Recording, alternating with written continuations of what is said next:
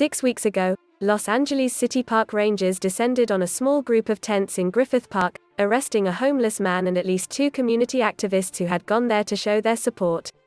Park rangers said they took that step because camping poses a major fire risk in Griffith Park, and because the group refused to take down their tents, which are prohibited by law in city parks.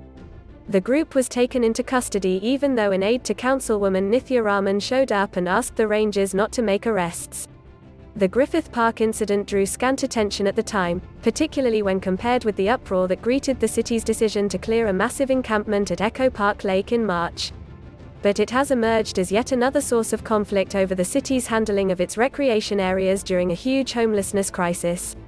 Since the confrontation took place, homeowners in Los Feliz have contacted Raman's office to express their fears about the fire danger posed by encampments in Griffith Park, which had a massive blaze in 2007 that triggered evacuations and burned hundreds of acres.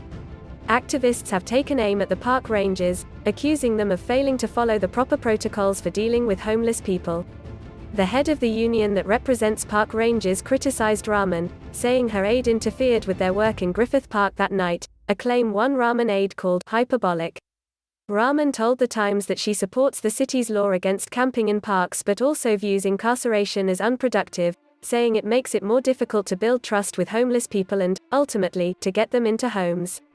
Arrests should also be used only as a last resort to preserve community safety after a services-led approach has been exhausted, she said in an email. Ayman Ahmed, one of the people arrested that night, said he, another homeless man and some activists had gone to the park on the belief that Raman, who had previously spoken out about the closure of Echo Park, would let them stay.